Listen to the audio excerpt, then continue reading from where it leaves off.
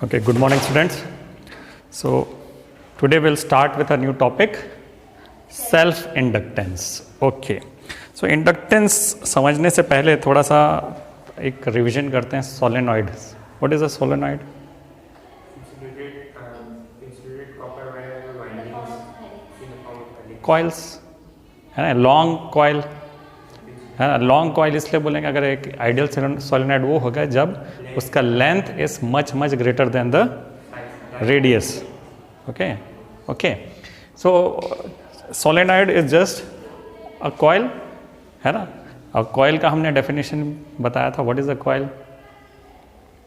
It's a conducting wire है which is insulated है. और उसका जो बोलें कि जो थिकनेस है बहुत स्मॉल है, उसको हम बोलेंगे कॉइल, और उसका रेजिस्टेंस नेग्लिजिबल. ठीक है. तो suppose there is a coil like this. Okay, और इससे एक करंट पास कर रहे हैं आई. तो इससे क्या होगा?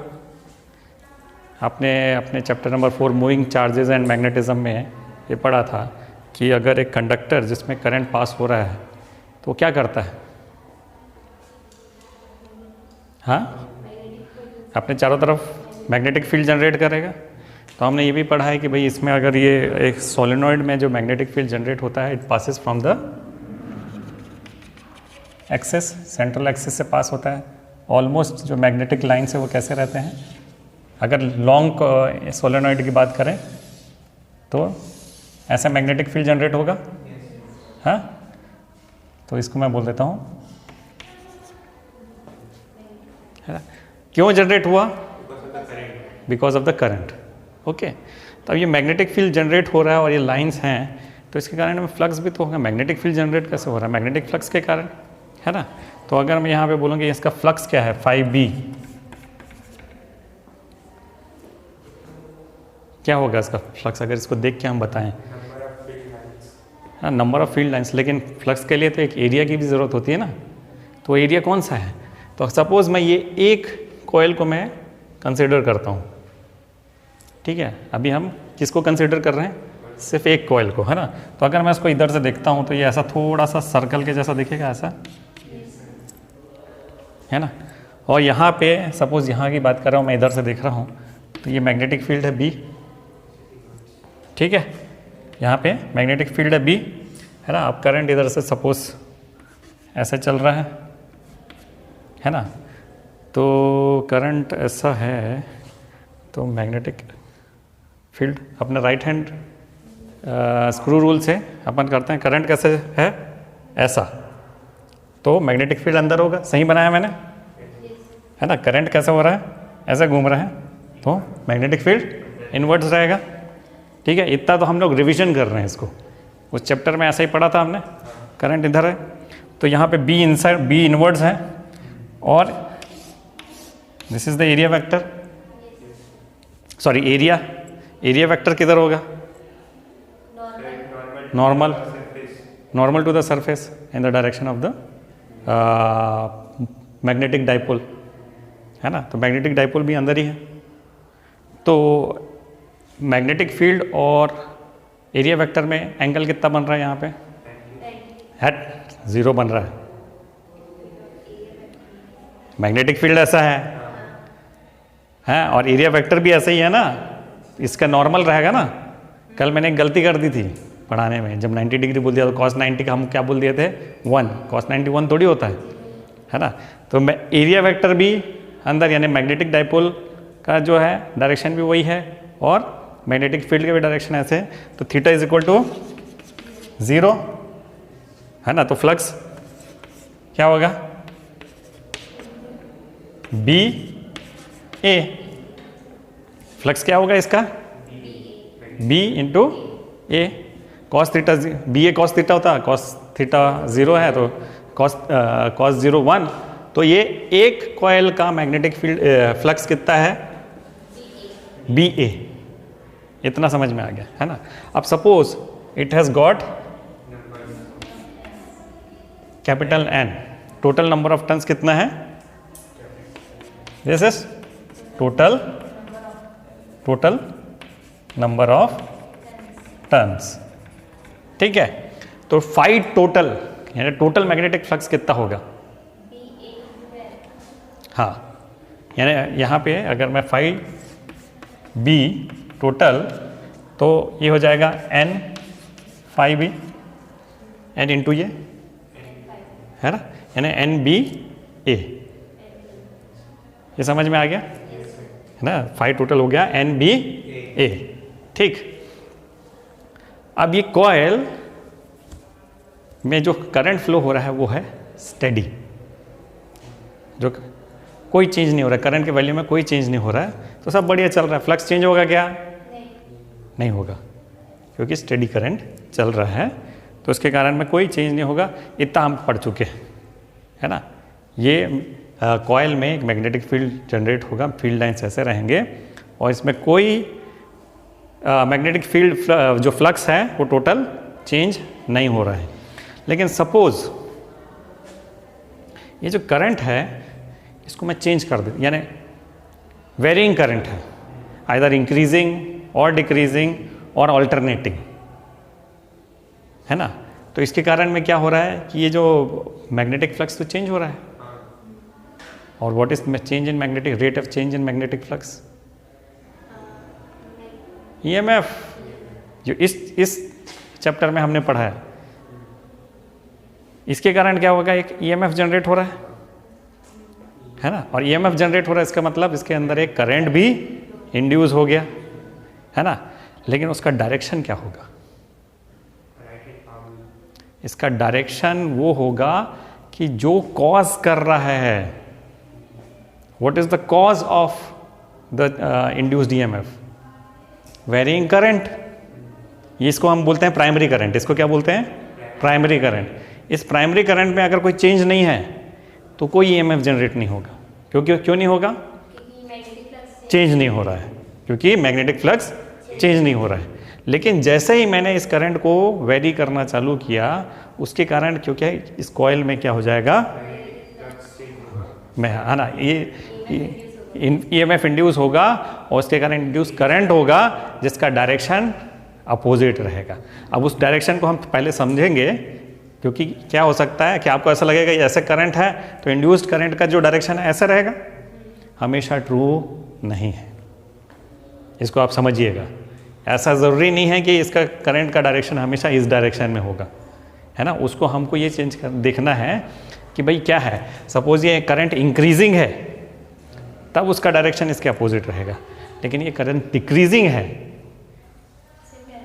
तो सेम डायरेक्शन में होगा। अब ये इसको हम बोलते हैं द फिनोमेना ऑफ इंडक्शन। क्या बोलते हैं इसको? Phenomena of induction. यहाँ पे सेल्फ इंडक्शन बोल रहे हैं। तो सेल्फ इंडक्शन का मतलब क्या है? इसके पास में कोई दूसरा कॉइल नहीं है जिसके कारण में इंडक्शन हो रहा है। ये अपने ही कारण एक ईएमएफ जनरेट कर रहा है, और उस ईएमएफ को क्या बोलते हैं? Back EMF. उस ईएमएफ को क्या बोलते हैं? Back EMF. क्यों बोलते हैं बैक ईएमएफ? क्योंकि इस ईएमएफ को, जो प्राइमरी ईएमएफ है, उसको अपोज कर रहा है, उसके उल्टे डायरेक्शन में जा रहा है। ठीक है, इतना क्लियर है?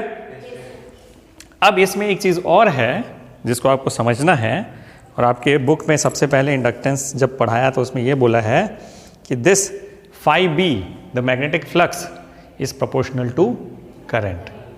If the current increases, the magnetic field will increase, तो magnetic fluxing will increase होगा.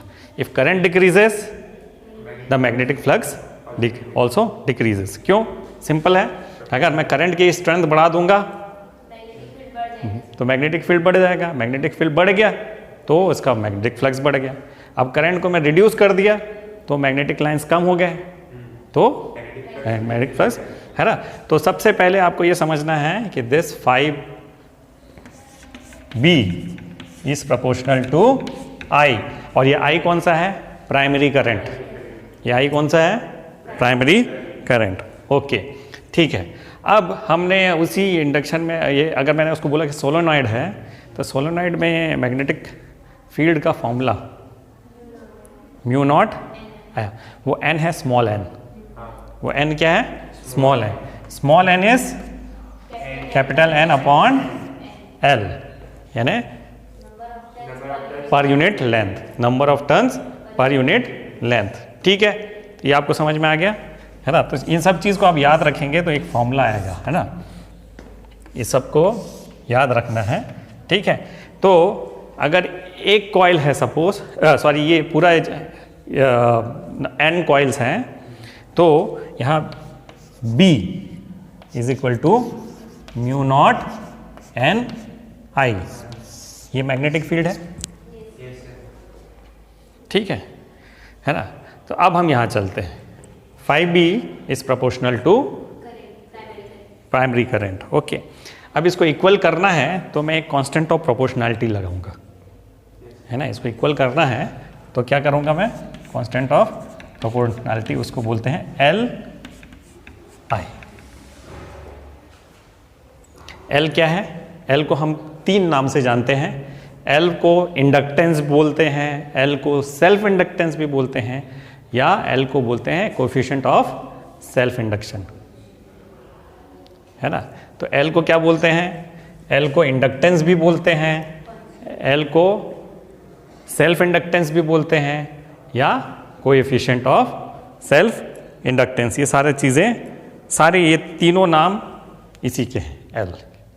ठीक है, and L is a basic circuit element. जैसे कि रेजिस्टेंस एक सर्किट एलिमेंट है, कैपेसिटेंस एक सर्किट एलिमेंट है, उसी तरह इंडक्टेंस भी एक सर्किट एलिमेंट है। ठीक है, इसके बारे में और अच्छे से समझेंगे।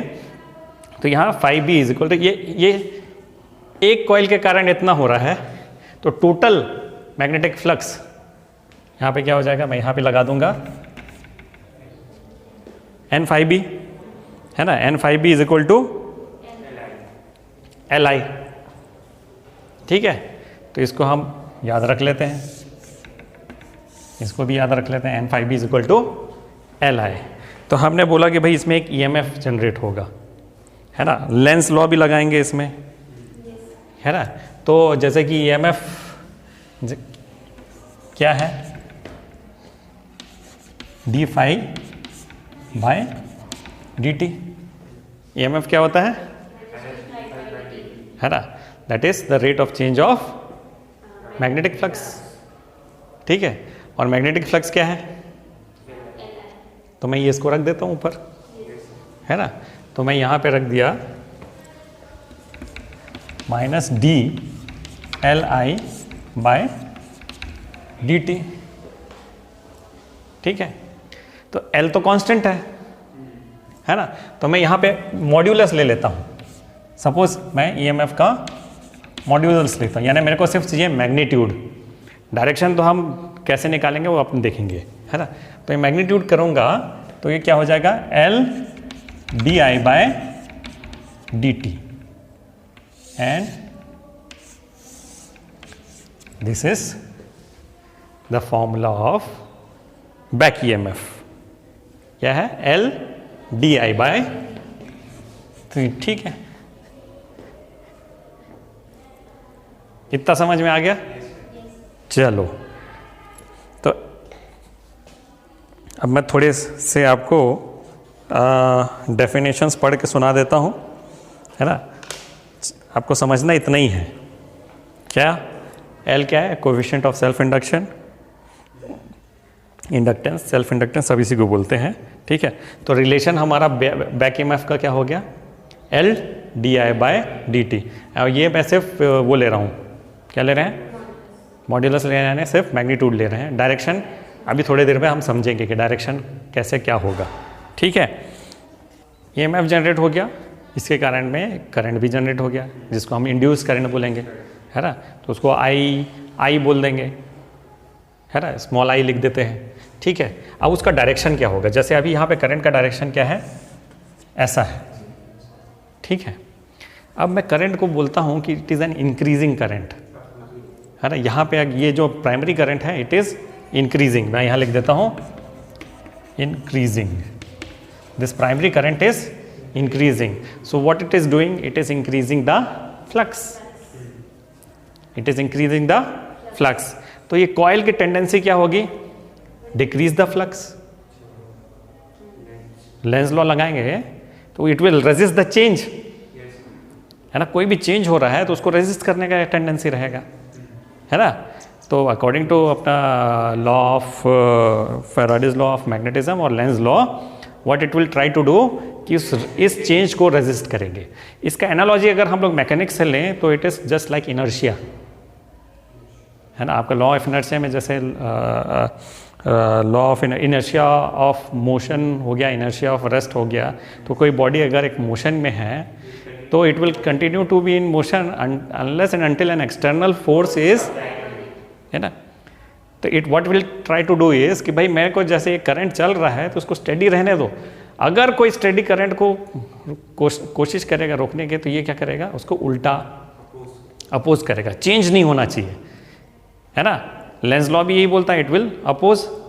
तो यहाँ पे suppose this current is increasing, पहले स्टेडी था अब ये इंक्रीज हो रहा है, तो ये इंक्रीज हो रहा है तो क्या हो गया कि भाई इस कॉइल का को लगेगा कि भाई ये इंक्रीज हो रहा है, मेरे को इसको क्या करना है, स्टॉप करना है, डिक्रीज करना है।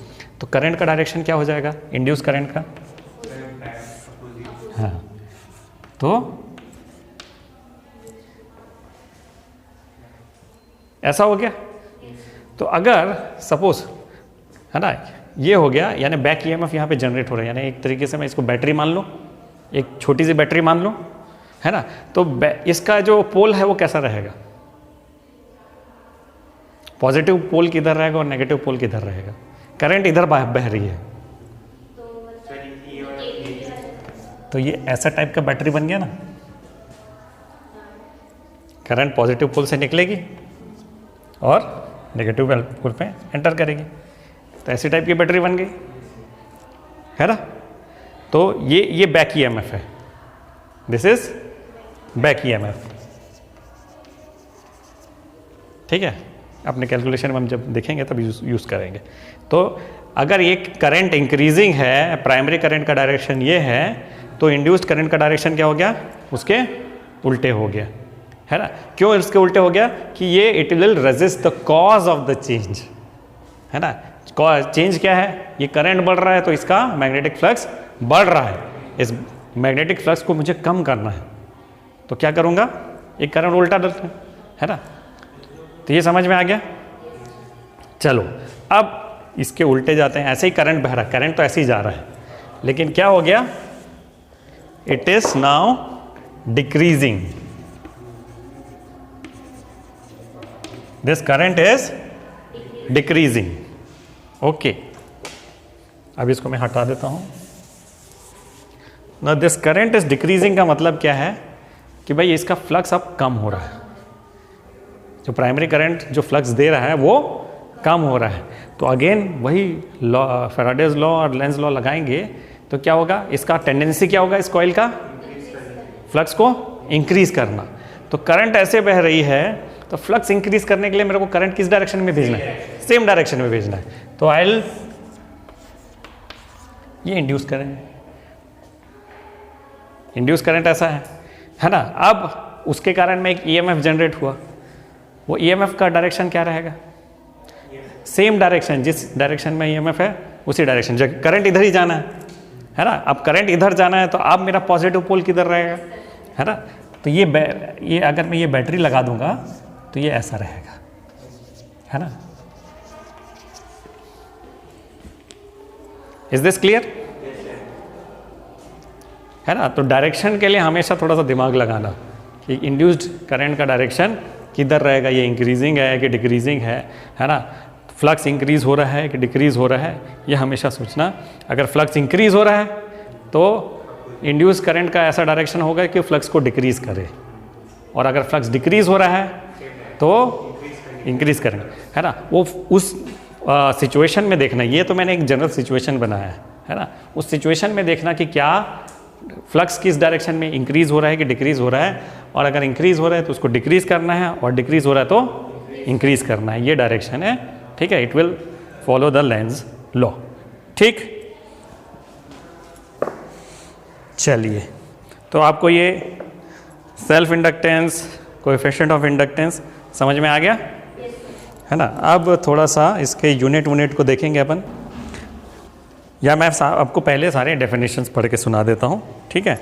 So what is self inductance? It is the property of a coil by the virtue of which the coil opposes any change in the strength of current flowing through it by inducing an EMF in itself, ठीक है। ये self induction है, ठीक है। याद करने से अच्छा पहले उसको आप समझना, है ना। अब ये सेल्फ इंडक्टेंस कभी आप देखोगे, सपोज कि आप एक बल्ब लगी हुई है घर पे, ठीक है, और अचानक जैसे ही आप स्विच को बंद करते हो तो कभी ध्यान देना वो जो बल्ब का जो बंद होने से पहले ग्लो बढ़ जाता है, वो ज़्यादा तेज चमकने लगता है। ऐसा क्यों हो गया?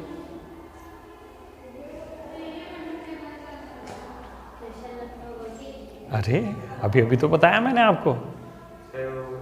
देखो, हाँ देखो क्या होगा, सपोज मैं आपको, है ना, सपोज यहाँ पे एक बल्ब लगा हुआ है, ठीक है, और इसमें करंट फ्लो हो रहा है और ये स्विच पहले क्या क्लोज था, ठीक है। मैं अभी पावर सोर्स नहीं दे रहा हूँ, अब पावर सोर्स दे भी देते चलो, ठीक है, और इसमें रेजिस्टेंस भी है जिसके करंट ग्लो कर रहा है ना। तो करंट ऐसे बह रहा है, ठीक है। जब तक ये स्विच क्लोज्ड है यानी करंट इज स्टेडी, जब तक ये स्विच क्लोज्ड है द करंट इज स्टेडी। फिर अचानक मैंने क्या कर दिया, इसको ओपन कर दिया, तो this current which was flowing at its maximum value it will take some time, और वो किस में आ जाएगा, वैल्यू 0 में आ गया। तो मैक्सिमम वैल्यू से 0 में आ गया। अब ये 0 में मैक्सिमम वैल्यू से 0 में आया, यानी क्या हो रहा है, फ्लक्स चेंज हो गया ना इसका। पहले मैक्सिमम था, अब वो वहाँ से वो 0 आ गया। तो वो इंडक्टर कॉइल, अगर इसमें इंडक्टर कॉइल लगाया नहीं है मैंने, है ना, इसमें इंडक्टर कॉइल लगाना पड़ेगा, इसके पैरेलल लगाना पड़ेगा, ठीक है। तो इंडक्टर कॉइल क्या करेगा, इस फ्लक्स को, ये जो करंट जो चेंज हो रहा है उसको मेंटेन करने की कोशिश करेगा। जो करंट मैक्सिमम वैल्यू से 0 हो गया, तो what it will try to do, inductor coil will try to maintain that current. वो कैसे करेगा, बैक EMF से। तो हम लोग जैसे ही बंद करते हैं तो ये क्या करेगा कि भाई वो करंट फ्लो होना चाहिए करके एक EMF जनरेट करेगा, which will again pass through the bulb, और बिफोर 0 वो थोड़ा सा ज़्यादा ग्लो करेगा, ठीक है। So you got 2 relations that the magnetic flux is directly proportional to the primary current, okay. So the constant of proportionality is L, which is called self inductance और inductance, ठीक है। ये हो गया, ठीक है। और अभी कोई ये EMF का भी, बैक EMF का ये मॉड्यूलस है L di/dt। अब मैं अगर इसको डिफाइन करूं, so the self inductance of a coil is इसको मैं अभी क्या करता हूँ, इसको क्या बोल सकते हैं हम, this is the rate of change of current. di/dt क्या है, rate of change of current. अगर करंट चेंज नहीं हो रहा है तो EMF कितना जनरेट होगा, हाँ, क्योंकि di/dt विल बी 0 है। टाइम के साथ में अगर करंट चेंज नहीं हो रहा है तो EMF 0 होगा, है ना। तो इस रिलेशन से आपको ये समझ में आ जाएगा, अगर करंट चेंज हो रहा है तभी ये EMF जनरेट होगा, है ना। अच्छा, डायरेक्शन जैसे है तो वो माइनस, अगर करंट इंक्रीजिंग है तो EMF का जो डायरेक्शन वो अपोजिट रहेगा, है ना।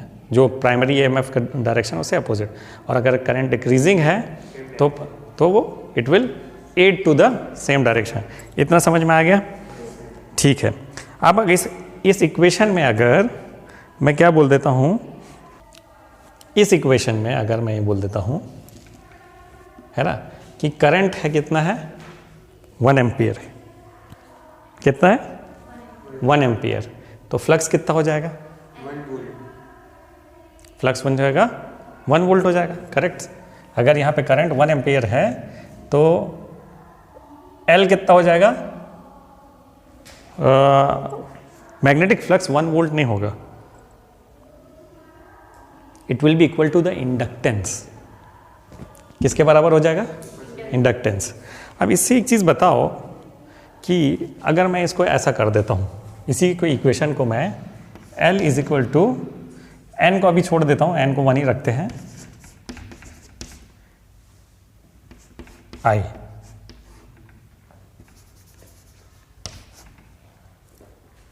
This is correct? Yes, sir. So what I see is that this inductance is directly proportional to the flux and inversely proportional to the, is it right? Yes, sir. It's wrong. आप फिर वही गलती कर रहे हैं जो resistance और capacitance में कर रहे हैं। भाई मैंने अभी अभी तो बताया था कि क्या बताया था, बेसिक रिलेशन क्या है, phi b is proportional to I। क्या बोला था? और इसको इक्वल करने के लिए मैंने क्या बोला था कि कांस्टेंट ऑफ प्रोपोर्शनैलिटी लाएंगे, तो this is constant, it does not depend upon the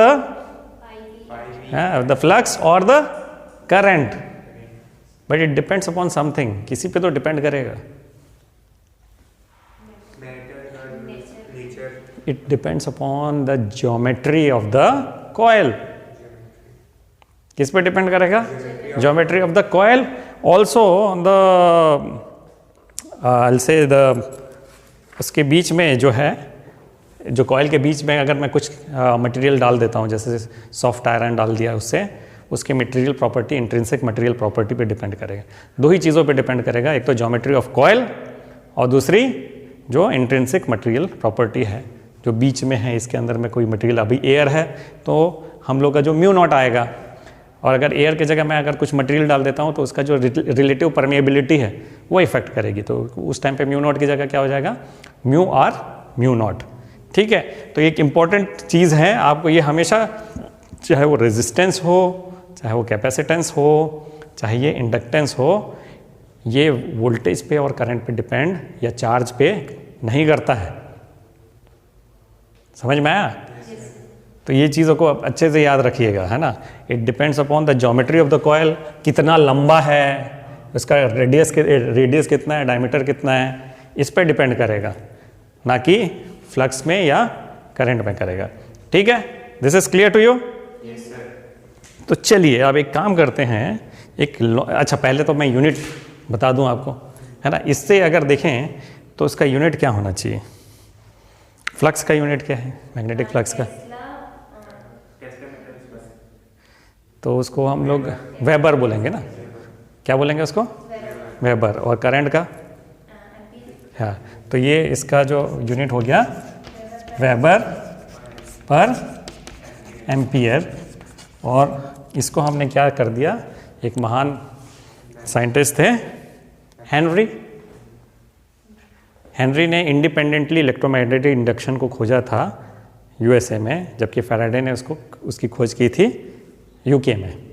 तो उनको ऑनर करने के लिए इसका यूनिट है हेनरी, है ना। इंडक्टेंस की यूनिट क्या है? हेनरी। और इसको शॉर्ट में लिखते हैं H।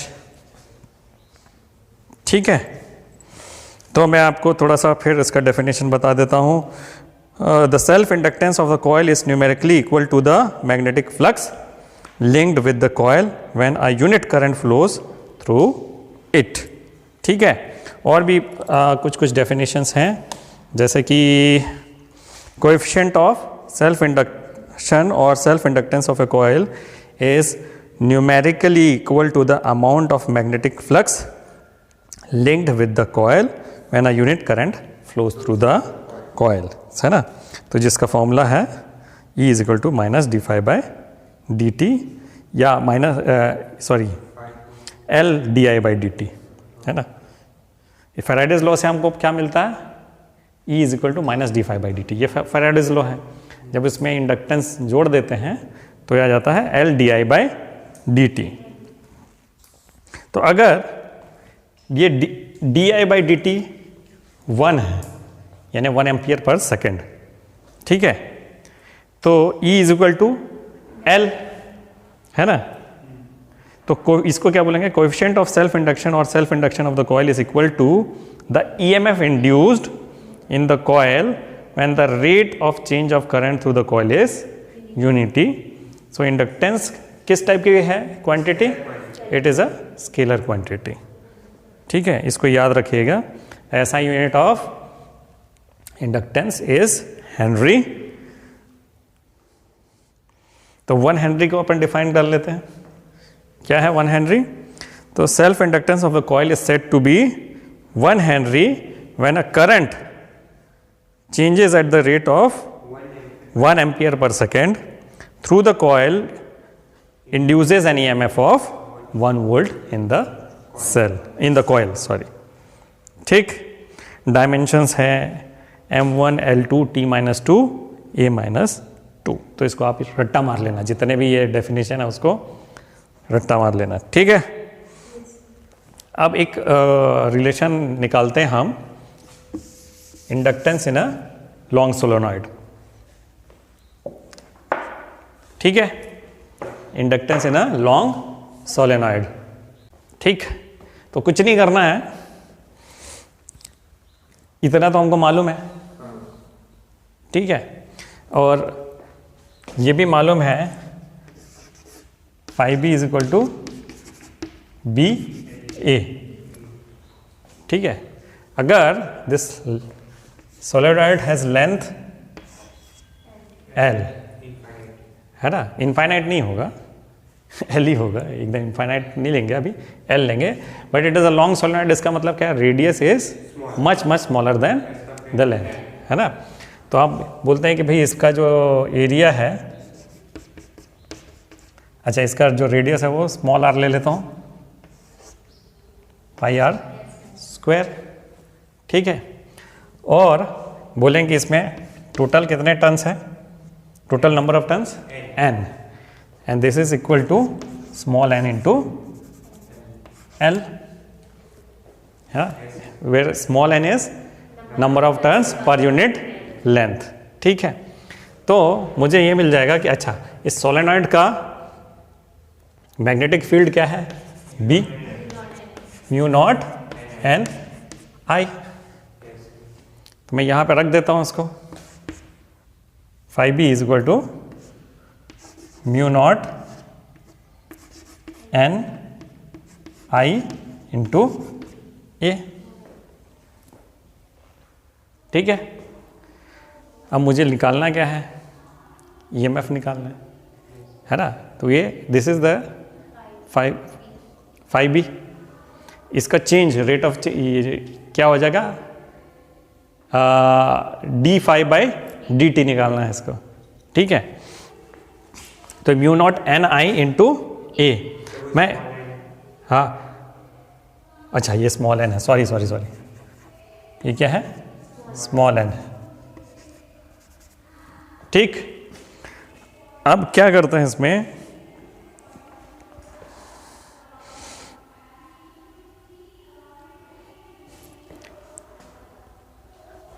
इसको और इसको इक्वेट करते हैं। क्या करेंगे इसको? कैसे करेंगे? पहले इसको d phi by D t करते हैं, तो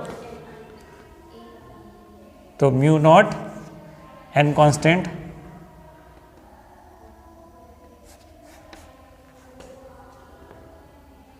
रुको कुछ मिस्टेक हो रहा है। हाँ, एक मिस्टेक क्या हो गया? This is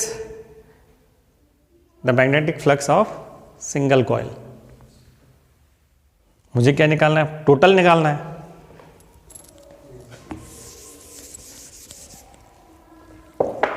this is the magnetic flux of single coil.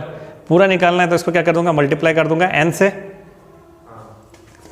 phi b total B n into mu naught n I a। अब n की वैल्यू इधर से डाल देता हूं मैं, है तो क्या हो गया? n l into mu naught n I a।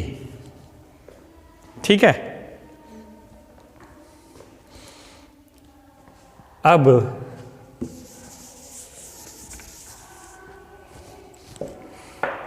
मैं क्या करता हूं? इन सबको इकट्ठा करता हूं, I को अलग रखता हूं। ठीक है, phi b total will be mu naught N square L A I. ठीक है, अब इसको मैं इससे कंपेयर करता हूं, इससे कंपेयर करते हैं। ठीक है, कंपेयर करो इससे, तो मुझे L की वैल्यू आ जाएगी। क्या होगी L की वैल्यू?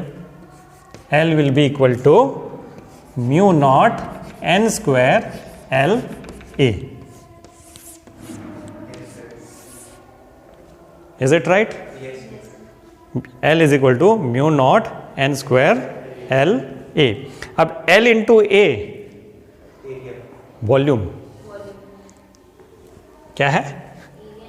L लेंथ हो गया और एरिया ऑफ क्रॉस सेक्शन हो गया, तो ये वॉल्यूम होता है। अगर कहीं वॉल्यूम दिया हो तो ये नहीं लगा सकते, ये भी लगा सकते हैं। यहाँ पे क्या हो जाएगा? Mu naught N square V, V यानी वॉल्यूम। ठीक है, अब अगर मुझे बोला भाई कैपिटल एन दिया है मेरे को पास, तो उसको मैं क्या कर सकता हूँ? हाँ, उसको एन बाई एल कर सकता हूँ। तो इसको और क्या लिख सकते हैं हम? यहाँ साइड में लिख देता हूँ, equal to mu naught N square A upon L. Correct? तो आपको ये दोनों फॉर्मूला जहां जैसा लगता है वहां लगा सकते हैं। This is the inductance of a long solenoid. ठीक है, आप कुछ सवाल करें इसके? अच्छा, यहां पे देख के आपको अब चीज समझ में आएगी। क्या भाई, जो इंडक्टेंस है कॉइल का किस पे डिपेंड करता है? हाँ, सबसे पहले तो नंबर ऑफ टर्न्स पे डिपेंड करता है ना, कि अगर मैं नंबर ऑफ टर्न्स बढ़ाऊंगा तो इंडक्टेंस बढ़ जाएगा, और नंबर ऑफ टर्न्स कम करूंगा तो डिक्रीज हो जाएगा। और किस पे डिपेंड करता है? लेंथ पे, है ना। तो लेंथ पे की एरिया पे it depends upon area. Length देखिए दो जगह पे दो आ रहा है, यहाँ पे तो डायरेक्टली प्रोपोर्शनल आ रहा है, यहाँ पे इनवर्सली प्रोपोर्शनल आ रहा है। लेकिन एरिया जो है डायरेक्टली प्रोपोर्शनल है, तो एरिया पे ज़्यादा डिपेंड करता है। तो अगर मैं एरिया बढ़ाऊंगा तो इंडक्टेंस बढ़ जाएगा, और एरिया कम करूंगा तो कम हो जाएगा, है ना। परमिएबिलिटी पे डिपेंड करता है। जैसे यहाँ पे mu naught is the permeability of free space. अगर उसके बीच में कोई और मटेरियल डाल दिया मैंने, तो it will increase the inductance, क्योंकि वहाँ पे रिलेटिव परमिएबिलिटी आ जाएगी, है ना। तो म्यू आर म्यू नॉट हो जाएगा फिर वहाँ पे, तो mu R relative permeability times उसका इंडक्टेंस बढ़ जाएगा, है ना। तो factors on which self inductance depend. So पहला है number of turns. Larger the number of turns on the solenoid, larger is its self inductance. L is proportional to n square, चाहे वो small n हो या capital N हो, तो L is proportional to n square। ठीक है, then area of cross section, larger the area of cross section of the solenoid, larger is the self inductance, so L is proportional to A। And then permeability of the core material, the self inductance of the solenoid increases mu r times if it is wound over the iron core of relative permeability mu r। ठीक, तो कुछ numericals करते हैं हम। तो चलिए पहला question लिखिए, what EMF will be induced in a 10 Henry inductor in which current changes from 10 ampere to 7 ampere in 9 into 10 to the power minus 2 seconds। 9 into 10 to the power minus 2 seconds। ठीक है, क्या क्या दिया हुआ है? L दिया है 10 Henry, है ना, और क्या दिया हुआ है? चेंज इन करंट, है ना। तो उसको मैं डेल्टा आई लिख दूं, 10 - 7। ठीक है, 3 एम्पियर, और टाइम दिया है कितना है, 9 इंटू 10⁻², सेकेंड्स, है ना। तो delta I by delta t, तो E is equal to L, हाँ, delta I by delta t, 10 into 3 by 9 into 10⁻²। हाँ जी बताइए वैल्यू 0. तो उसको 10⁻³ को कर दे, 333.3 वोल्ट, ठीक है। तो इसको मैं मॉड्यूलस ले रहा हूँ, है ना, हम डायरेक्शन नहीं देख रहे हैं, मैग्नीट्यूड देख रहे हैं। तो दिस इज 333.33 वोल्ट, है ना। We are not looking into the direction, we are just looking into the magnitude, ठीक है। चलिए नेक्स्ट क्वेश्चन देखें। The current passing through a choke coil, the current passing through a choke coil of 5 Henry is decreasing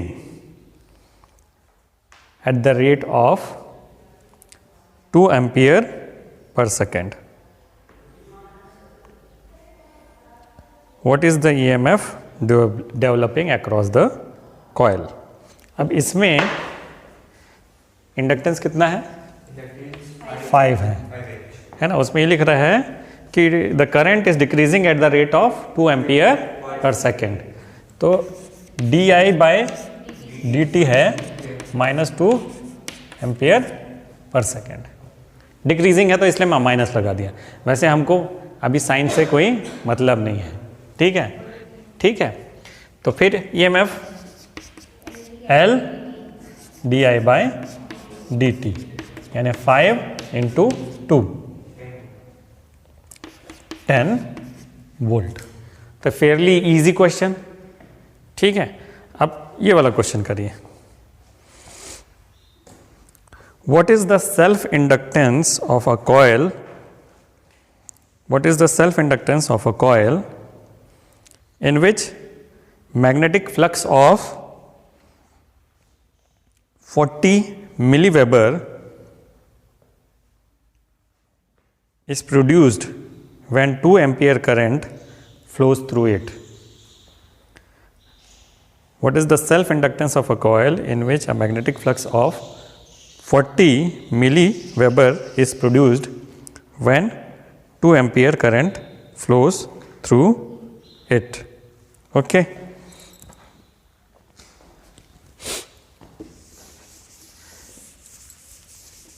अब इसमें क्या दिया हुआ है, हाँ, तो क्या लिखेंगे उसको,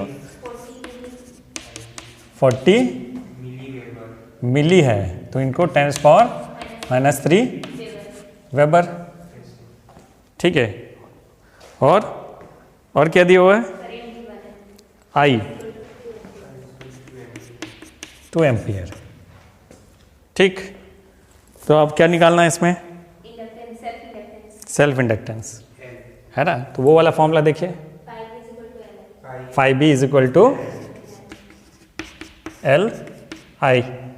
तो ये कितना है, 40 into 10⁻³ is equal to L into 2। तो ये हो जाएगा, L हो जाएगा 20 इंटू 10⁻³ हेनरी, ठीक, या इसको 2 इंटू 10⁻² हेनरी, ठीक है। चलिए एक क्वेश्चन और करिए।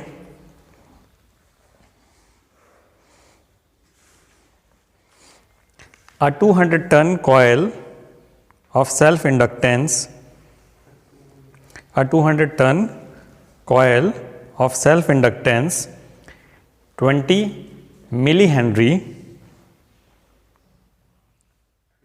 carries a current of 4 milliampere. Find the magnetic flux linked with each term of the coil, each turn off the coil, है ना, ध्यान दीजिएगा मैंने क्या बोला है। अब इस क्वेश्चन में क्या दिया हुआ है,